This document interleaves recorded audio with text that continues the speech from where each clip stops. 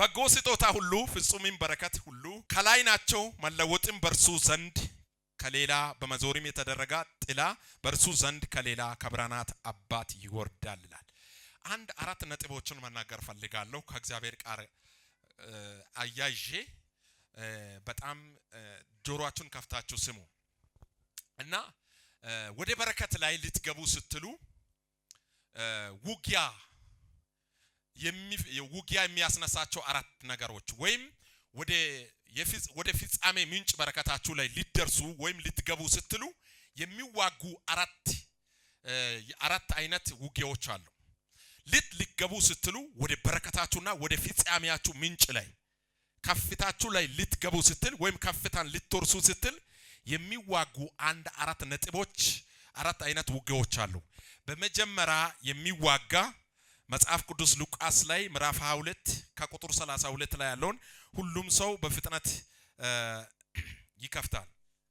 ምዕራፍ 22 ከቁጥር 32 ላይ ያለውን በፍጥነት እናነበዋለን። እንዲህ ይላል፣ ጌታም ስምዖን ሆይ እነሆ ሰይጣን እንደ ስንዴ ሊያበጥራችሁ ለመና፣ እኔ ግን እምነትህ እንዳይጠፋ ስለ አንተ ማለድኩ፣ አንተም በተመለስክ ጊዜ ወንድሞችን አጽና አለ። ኢየሱስ ጌታ ነው።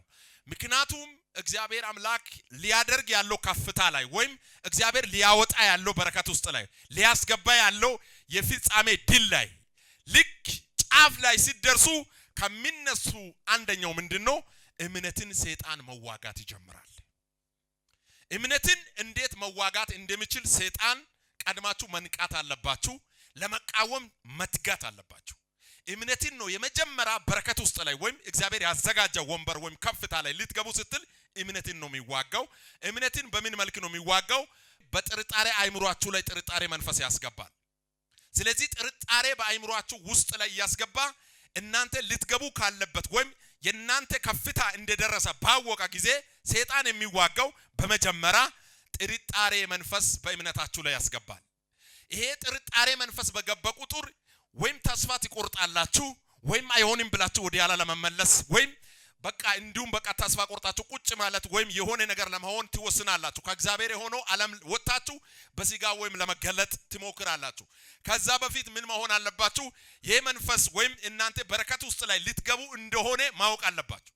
ጥርጣሬ ወይም ውጊያው የመጀመሪያው ጥርጣሬ ሲሆን ከዚህ ጥርጣሬ እንዴት አድርጋችሁ ማውጣት እንዳለበት አንደኛ ጴጥሮስ ምዕራፍ 5 ከቁጥር 8 ላይ ንቁ ባላጋራችሁ ዲያብሎስ እንደሚያገሳ አንበሳ ይዞራልና ይላል። ምንድነው? ምን መሆን አለባችሁ? በዛ ሰዓት ላይ መንቃት አለባችሁ። አሁን በረከት ደርሷል። ኦሬዲ በሪ ተከፍቷል። ለመግባት አንድ እግር ወደዚህ አንድ እርምጃ ልትረማመድ ስትል ልትገባ ስትል ምንጩ ላይ ልትገባ ስትል ልክ ጠላት ምን ያደርጋል? እምነታችሁን መዋጋት ይጀምራል። አንድ የመጀመሪያ ፖይንት ነው። እምነታችሁን መዋጋት ማለት በጥርጣሬ መንፈስ አይሆንም አይጸናም ሰልፉን ያበዛል የተለያየ በእምነት ላይ የሆነ በቃ በእምነታችሁ ውስጥ ላይ የሚያንሸራሽር ነገሮችን ሐሳቦችን በማጋጫት እናንተን ለመዋጋት ሲነሳ ያን ጊዜ ምን መሆን አለባችሁ? መንቃት አለባችሁ። እስኪ እነቃለሁ በሉት። እነቃለሁ በሉት። ያን ጊዜ የእናንተ በረከት ምንጩ ላይ እንደደረሳችሁ ነቅቷል ማለት ነው ጠላት። ስለዚህ ምን መሆን አለባችሁ? መንቃት አለባችሁ። ባለጋራ ዲያብሎስን ነቅታችሁ መቃወም አለባችሁ። ጊዜ እንደደረሳችሁ ይወቁ። አንድ እሱ ነው። ሁለተኛ እንግዲህ ስንዴ እንደሚበጥር ሰይጣን እንደ ስንዴ ሊበጥራችሁ ለመና፣ እኔ ግን እምነትን እንዳይጠፋ ስለ አንተ ማለድኩ፣ አንተ በተመለስክ ጊዜ ወንድሞችን አጽና አለ። እንግዲህ ጴጥሮስን እንግዲህ በጣም ጠላት በብዙ እምነቱን ለመዋጋት በተለያየ አይነት ሁኔታ መጥቶ ነበር። ጌታ ኢየሱስ ማለደና አተረፈው። እንደ ስንዴ ሊያበጥረው ነበር። ባዶን ራቁቱን ሊያስቀረው ነበር። ያን ነገር ያገለገለውን በሰከንድ ሊያበላሽ በመጣ ጊዜ ጌታ ኢየሱስ ማልጄ ስላንተ አንተንም በተመለስክ ጊዜ ወንድሞችን አጽና አለ። ስለዚህ ምንድነው ጌታ ኢየሱስ ስለማለደው ስለ እምነቱ ነው። እንግዲህ ደክሞ ነበር ጴጥሮስ የሆነ ወቅት ላይ ጌታ ኢየሱስ ክርስቶስ በውሃ ላይ እየተራመደ እንግዲህ እምነቱ ተፈትኗል፣ ተጠራጥሯል። ከዚህ የተነሳ በመጀመሪያ ጥርጣሬ ላይ የከፍታው ወይም የድሉ ልትገቡ ጠላት መዋጋት ይጀምራል ማለት ነው። ሁለተኛ ደግሞ ማወቅ አለባችሁ ትልቁ ነገር የእግዚአብሔር ዕቃ ጦር መልበስ አለባችሁ። ኤፌሶን ምዕራፍ 6 ከቁጥር 10 በቀረውስ በጌታ ኃይሉ ችሎታ የበረታችሁ ነው የዲያብሎስንም ሽንገላ ትቃወሙ ዘንድ የእግዚአብሔርን ዕቃ ጦር ሊበሱ ይላል። እንግዲህ የእግዚአብሔር ዕቃ ጦር ምንድነው? ሰይፍ ነው። በእውነት ወገቡን ታጥቃችሁ የጽድቁንም ጥሩር ለብሳችሁ የሰላም ወንጌል ይዛችሁ ደግሞ ለማዋጋት የራስ ቁር አድርጋችሁ ምን አድርጉ? ተቃወሙት ማለት ነው። ሁለተኛ ደግሞ ምን ማድረግ አለባችሁ? ልክ እንደደረሳችሁ ባወቀ ጊዜ ወደ በረከታችሁ ላይ የሚገርማችሁ ነገር ሁለተኛ ዙር የሚዋጋው በምንድነው ካላችሁ የቅርብ የሆኑ ሰዎችን ያስነሳችኋል። በጣም ነው ቅርብ ነው የምትሉ ሰዎችን ጠላት ያስነሳል። እንግዲህ መጽሐፍ ቅዱሳዊ ነው። እነዚህ ቅርብ የሆኑ ሰዎች መነሳት ግዴታ ነው። እስኪ ለኔ ከፍታ ስል የቅርብ የሆኑ ሰዎች ይነሳሉ በሉት እስኪ። አይጠፋም። ምክንያቱም እንዲጠፋ አትፈልጉ። ምክንያቱም የእናንተ ከፍታዎች ውጤቶች ናቸው፣ መጽሐፍ ቅዱሳዊ ናቸው። የቅርብ የሆኑ ሰዎች ከዚህ በፊት በፍቅር ሲኖሩ የነበሩ፣ በፍቅር ሲበሉ የነበሩ፣ በደስታ ከናንተ ጋራ ውሃም ምግብም ወይም አብሮ ሲሰራ የነበሩ ሰዎች ከነዛ መካከል ነው እግዚአብሔር የሚያስነሳቸው። እነሱ ለናንተ መሰላል ስለሆኑ እነሱን ረግጣችሁ ወደ ከፍታ እግዚአብሔር እንድትወጡ ስለሚፈልግ የቅርብ የሆኑ ሰዎችን ምን ያደርጋል? ጠላት ያስነሳል። ይሄ የሚሆነው የእግዚአብሔር ፈቃድ ነው ማለት ነው። የቅርብ የሆኑ ሰዎች መነሳት አለበትም የእግዚአብሔርን ፈቃድ ነው። አንተን ለመዋጥ ሳይሆን አንተ ውጠ እንድታልፍ ምክንያቶች ናቸው። እስኪ ውጪ እንዲያልፍ ምክንያቶች ናቸው በሉ። ኢየሱስ ጌታ ነው። ስለዚህ ላው ላይ አንተ ውጣ ታልፋለህ ማለት ነው። ከዚህ የተነሳ መጽሐፍ ቅዱሳዊ የተደገፈ ነገር ቢኖር እንግዲህ በጣም ቅርቤ ነው የሚባለው ቅርቤ የሆነው ሰው ነው ኢየሱስ ክርስቶስን አሳልፎ የሰጠው አስቆሮቱ ይሁዳ።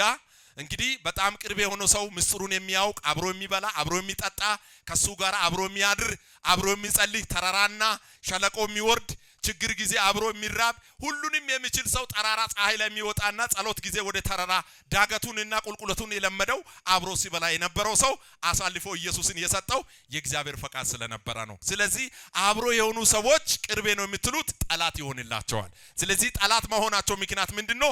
በረከት ውስጥ ላይ ወይም በረከት ላይ ልትገባ ስትል አብሮ የነበሩ ሰዎች ከተነሱ አብሮ ሲሰሩ የነበሩ ሰዎች ከተነሱ በጣም ቅርቤ ነው የምትላቸው የምታምኑ ሰዎች ለናንተ ጀርባ ካዞራ አሁን የከፍታ ጊዜ ደርሷል ማለት ነው።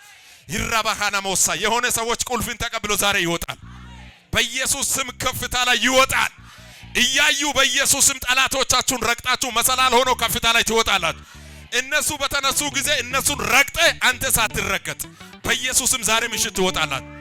እነሱን እግዚአብሔር እንደዚህ እንደ መሰላል ተጠቅሞ እናንተን ከፍታ ላይ ያወጣል። ኢየሱስ እንግዲህ ለኛ የመጣ በረከታችን ነው አይደለም? ኢየሱስ ከብርሃናት አምላክ የመጣው በረከታችን ነው። ኢየሱስ ለዓለም ሁሉ የመጣ በረከታችን ነው። እንግዲህ በረከት ውስጥ የዓለም ሕዝብ ሁሉን በረከት ውስጥ ሊያስገባ ነው ኢየሱስ የመጣው። ያንን አወቀ ማለት ነው። ስለዚህ የቅርብ የሆነውን ሰዎችን ጠላት ምን ያደርጋል? ያስነሳል። እንግዲህ አስነስቶ ምን ያደርጋል? ከፍታ ላይ ያበቃል። ይሄ ውጤቱ ከፍታ ይሆናል ማለት። እስኪ ከፍታ ይሆናል ማለት ኢየሱስ ማን ነው? ኢየሱስ ማን ነው? ስለዚህ አቆልጦፌልም እንደዚሁ በዳዊት ላይ በተነሳ ጊዜ እግዚአብሔር ለማን ነው ድል የሰጠው? ለዳዊት ድል ሰጠ። አቆልጦፌል አብሮ ምክር መካሪ ነበረ። እንግዲህ ክፉ ምክር በመመከር ሌሎችን በመተማመን ዳዊትን ለማጥፋት የተነሳበት ጊዜ ላይ እግዚአብሔር ነገሩን ገለበጠ ነው። ምን አደረገው? ለዳዊት ከፍታ ሰጠው።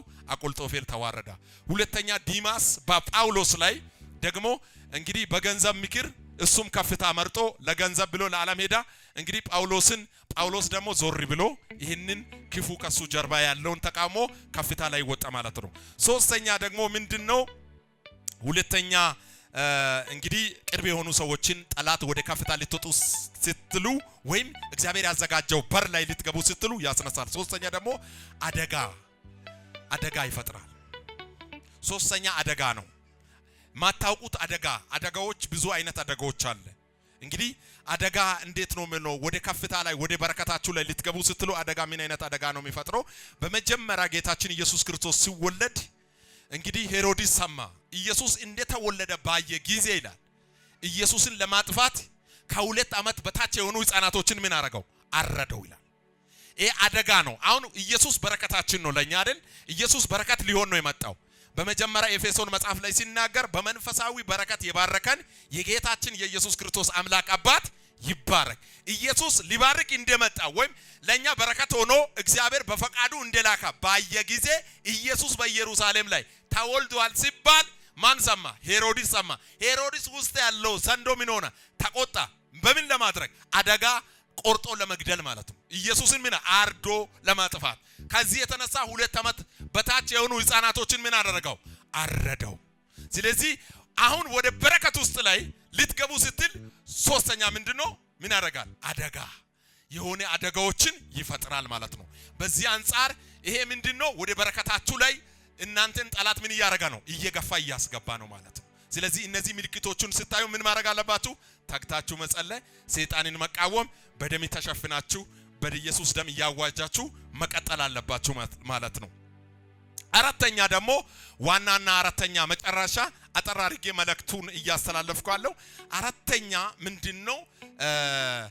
ዋና ወይም ጎበዝ ነው በሚትሉት ነገር ላይ በጣም ጎበዝ ነው በሚባለው ወይ በተባላችሁ ጉዳይ ላይ ወይም ጎበዝ በስራ ሊሆን ይችላል፣ በአገልግሎት ሊሆን ይችላል፣ በጸሎት ሊሆን ይችላል፣ በተለያየ ምክር ሊሆን ይችላል፣ በስራ ቦታ ላይ ሊሆን ይችላል። ጎበዝ ነው በተባላችሁ ነገር ላይ ዝለትን ይለቃል ወይም ድክመትን ይለቃል፣ ተስፋ መቁረጥን ይለቃል። እንዳትሰሩና እንዳትበረቱ ሞራላችሁን ይመታል። በዛን ጊዜ ወደ በረከታችሁ ለመግባት እርምጃው እግዚአብሔር እያፋጠነ እንደሆነ ሰይጣን ነቅቷል ማለት ነው። በጣም ጎበዝ ነው። ትምህርት ሊሆን ይችላል፣ ዕውቀት ሊሆን ይችላል፣ ንግግር ሊሆን ይችላል፣ ጥበብ ሊሆን ይችላል፣ ጸሎት ሊሆን ይችላል፣ ስራ ቦታ ያለው ጉዳይ ሊሆን ይችላል፣ በተለያየ ነገር ሊሆን ይችላል። ጎበዝ ነው በተባላችሁ ላይ ዝለትንና ድካምን ይለቃል።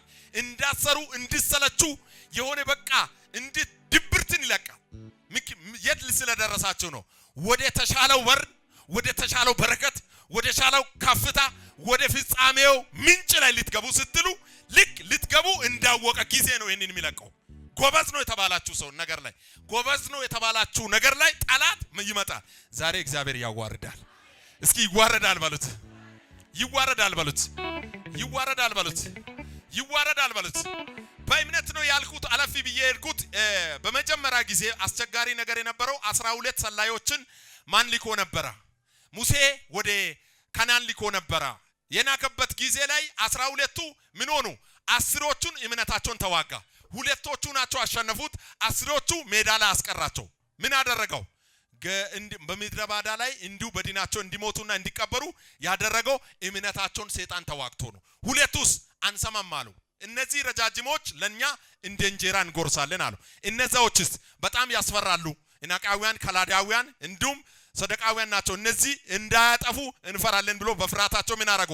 እምነታቸው ስለተዋጋ ጠላት ተሸነፉ። 2ቶቹስ ካናን ሄዶ ማርና ወተት የሚፈስበትን ጠግቦ እስከሚበሉ ድረስ ለዘር ማንዘራቸው እስከሚተርፍ ድረስ ሌሎቹ ሲጠፉ 2ቱ አሸነፉ። ዛሬ ከ2ቱ ጋር ሆናችሁ ታሸንፋላችሁ። እስኪ አሸንፋለሁ በሉት። ማርና ወተት የሚፈስበት የምትገቡበት ያየ ጠላት ዛሬ ይዋረዳል። ማርና ወተት ገብታችሁ ማርና ወተት የሚፈስበት ከፍታ ላይ እንደምትወጡ ያየ ጠላት ዛሬ እየተዋጋለው በእምነታችሁ ላይ ዛሬ ይመታል። አረ በኢየሱስም ይመታል። በአደጋ የሚዋጋ ይመታል። በኢየሱስም በእናንተ ችሎታ እግዚአብሔር የሰጠው ጥበብ ላይ፣ ስራ ላይ፣ አገልግሎት ላይ፣ ጸሎታችሁ ላይ፣ ቤታችሁ ላይ፣ ትዳራችሁ ላይ፣ ስራ ቦታ ላይ የሚዋጋ ዛሬ ይመታል። እምነታችሁን እያንሸራሸራለሁ፣ ድካምን እየለቃለሁ፣ ወደ ቁልቁል ለማውረድ የተዘጋጀ እሱ ይወርዳል። እኔ ወጣለሁ በሉት። እስኪ እሱ ይወድቃል በሉት። እስኪ ይወድቃል በሉት። ይወድቃል በሉት። ይወድቃል በሉት። ዛሬ ተሽሮልኝ ትወጣለህ። እስኪ ተሽሮ ወጣለሁ በሉት። ተሽሮ ወጣለሁ በል። ስለዚህ ጎበዝ ነው የተባላችሁ ጉዳይ ላይ ጠላት ሁሉ ጊዜ የናንተ የሆነው ነገር ከፍታ ላይ እንደደረሳችሁ የፍጻሜ ማማሩን አውቆ ነቅቶ ተነስቷል ማለት ነው። በዛን ጊዜ ምን መሆን አለባችሁ? ጸንታችሁ መቃወምና መጸለይና መበርታትና ማጸለይ። እናንተ እየጸላችሁም ሌላውን እንዲጸልይ ማድረግ። እስኪ ከዚህ በኋላ ለመጸለይ ወስናለሁ በሉት። ተስፋ አስቆረጠ ጉዳይ ላይ በሉት። እስኪ ኢየሱስ ዛሬ መጥቷል።